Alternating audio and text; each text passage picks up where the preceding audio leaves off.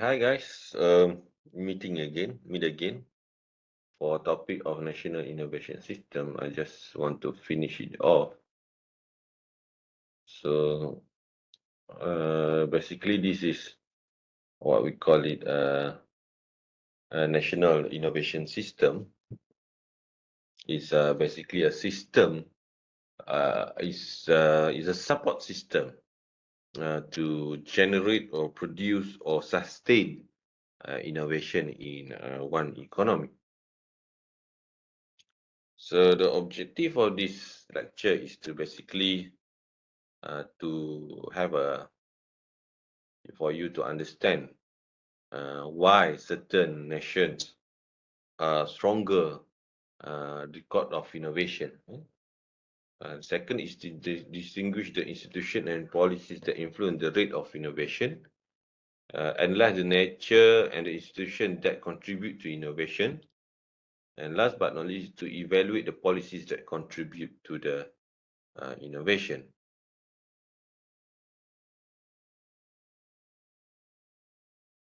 Okay, so let's look at what we call it so-called not the most, but rather than they have been introducing a lot of innovation in the economy. Okay, Britain's early record of innovation. So based on observation by Freeman 1987, is about not just a succession of remarkable invention in textile and iron industries. Rather, it can be attributed to unique combination of interacting social and economic and technical changes within the national economic space. So, um, Britain used to be one of the many producers of good textile and iron industries. Up until now, I think they are very specialized in certain high technology uh, industries. For example, production of jet engines, modern jet engines. For example, a company called Rolls-Royce. Rolls-Royce, they produce very advanced engines, jet engines, and um, some sort like that. The second thing is about this, advanced design in racing car. Not particularly producing all of them, but sometimes they may be specialized in design, in the wingspan, and also the Formula One cars. Okay. Um. So for us, it's important to recognize when we try to produce innovation, we also must look at what we call it the backbones of the economy. So here there are three levels, ada tiga levels of innovation support system, which is national innovation system, regional innovation system, and sector innovation system. Okay. National innovation system refers to a country-specific system, such as national innovation system of UK or Japan. Even our country, Malaysia, we also have this system.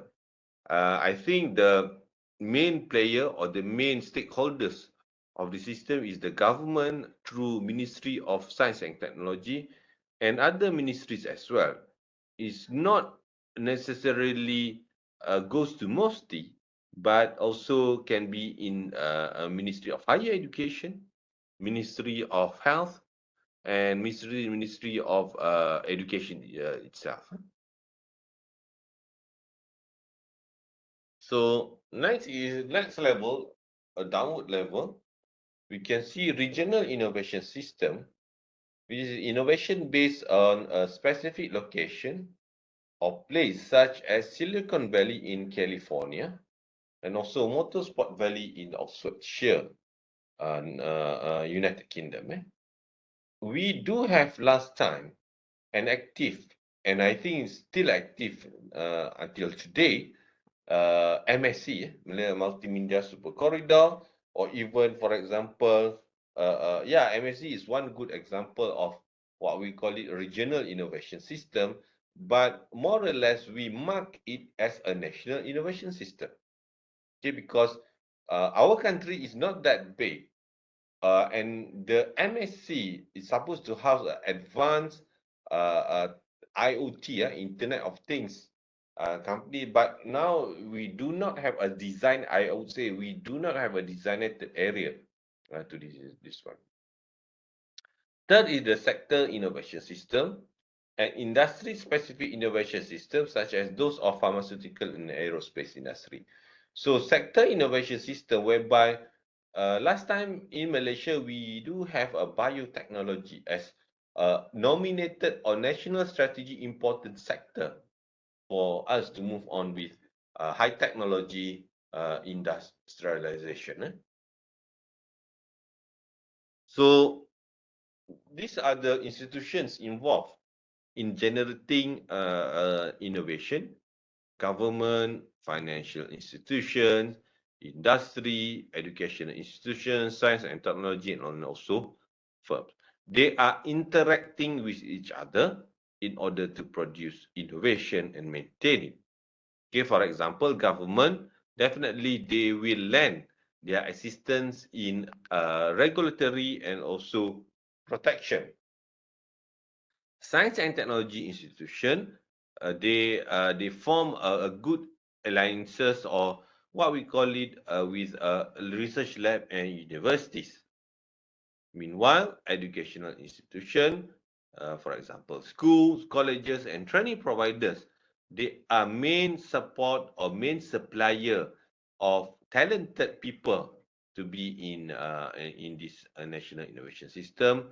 And industry, they are striving to beat each other, like a competition, so that they can survive in that particular sector, and they need to innovate and keep on improving their product, their business processes, and also their business model.